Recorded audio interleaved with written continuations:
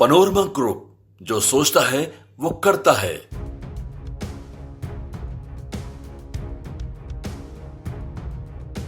बिहार की सियासत में अब पीके की बातों का हो रहा है असर।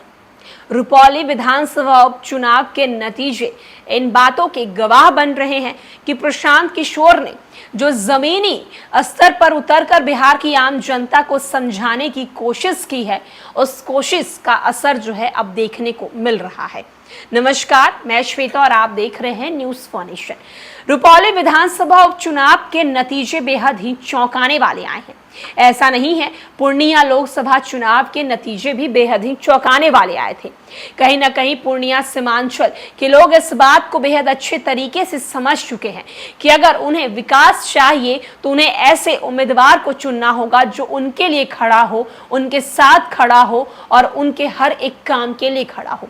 दरअसल इन दिनों बिहार के राजनीतिक रणनीतिकार प्रशांत किशोर जन स्वराज पदयात्रा पर निकले हुए हैं और पदयात्रा पर निकलने के दौरान प्रशांत किशोर जनसभाओं को संबोधित करते हुए भी नजर आ रहे हैं। प्रशांत किशोर अक्सर अपनी जनसभाओं में ये बात कहते हुए नजर आते हैं कि अगर आप अपने प्रत्याशी को, अपने उम्मीदवार को चुनते हैं तो किस आधार पर चुनते हैं। आप उनसे विकास को लेकर बोलते हैं कि काम नहीं कर रहे हैं, जिन जगह पर आप उन्हें उम्मीदवार बनाकर लाते हैं उन पर आप अपने आप को दांव पर लगाकर उन्हें वोट देते हैं। ऐसे में आप उनसे विकास की गुहार किस चीज को लेकर लगाते हैं? आप अगर वोट सिर्फ और सिर्फ धर्म और जाति पर दीजिएगा तो आप विकास के कार्य को कैसे खोजिएगा?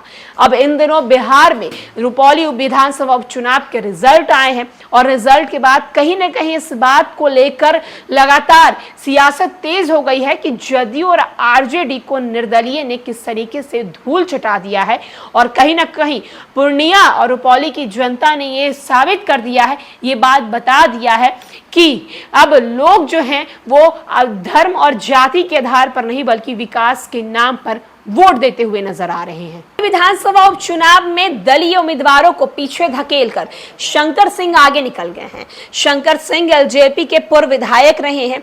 इस बार उन्होंने रुपौली से निर्दलीय चुनाव लड़ा। अपने व्यवहार और काम से उनकी पकड़ हर जाति समुदाय में हो रही है। सवर्णों का साथ मिल जाने से इस बार उनकी राह आसान हो गई। सबसे बड़ी बात तो यह है कि बिहार के लोग अब ये समझने लगे हैं पार्टी या उसके नेता का चेहरा देखकर वोटिंग का ट्रेंड बदल रहा है। चुनावी रणनीतिकार से जन स्वराज के संस्थापक के रूप में उभरे प्रशांत किशोर भी यही बात कहते हैं। हालांकि उनके निशाने पर लालू और नीतीश कुमार अधिक रहते हैं, लेकिन वे इशारों में भाजपा से भी पंगा लेते हुए नजर आते हैं। रुपौली विधानसभा सीट से उपचुनाव जीते निर्दलीय शंकर सिंह को प्रशांत किशोर का समर्थन भी बताया जा रहा है। अगर ये बात सच है तो मानना पड़ेगा कि प्रशांत किशोर की योजना जो है वो आहिस्ता आहिस्ता आकर लेने लगी है, आहिस्ता आहिस्ता आकार लेने लगी है। प्रशांत किशोर की जन स्वराज यात्रा शुरू होने के साल भर बाद ही सारण शिक्षक निर्वाचन क्षेत्र में जन स्वराज पार्टी के समर्थित निर्दलीय प्रत्याशी आफाक अहमद चुनाव जीत जाते हैं। रुपौली से शंकर सिंह जीतकर प्रशांत किशोर के जागरूकता अभियान का नतीजा ही माना जा रहा है। दरअसल रुपौली का यह साफ संकेत है कि जाति, धर्म और पार्टी गठबंधन के जनता ने नेता को नकारना शुरू कर दिया है। पिछड़े, अति पिछड़े और दलित जातियों को साधने के लिए बिहार में क्या क्या तिकड़म नहीं हुए हैं। जाति सर्वेक्षण को लेकर आरक्षण तक खेल का खेल हुआ है।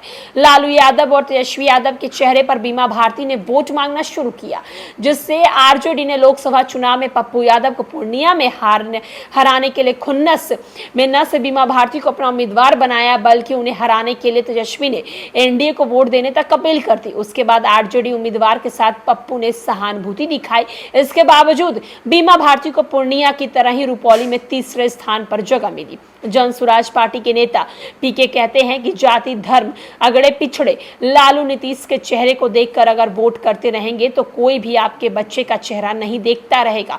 जिस तरह से पढ़ाई की उन्हें जरूरत है, रोजगार की आवश्यकता है, उन्हें सुविधाएं चाहिए, ये बार बार यही अपील करते हुए ऐसे दल गठबंधन के नेताओं के झांसे में ना आए। तो प्रशांत किशोर लगातार ये बातें बिहार की आम जनता से कहते हुए नजर आए हैं कि आप जाति, धर्म, ऊंच नीच के नाम पर वोटिंग सिंह दीजिएगा, अगर वोट दीजिएगा तो आप फिर अपने बच्चों को विकास की ओर नहीं ले जा पाइएगा, क्योंकि आप देख रहे हैं कि उन नेताओं के बच्चे कहां से कहां जा रहे हैं और आपके बच्चे एक रोजगार के लिए, एक सरकारी जॉब के लिए बिहार को छोड़ रहे हैं, आपको छोड़ रहे हैं और बाहर जाके कमाते हुए नजर आ रहे हैं। फिलहाल के लिए सब रिच में इतना ही।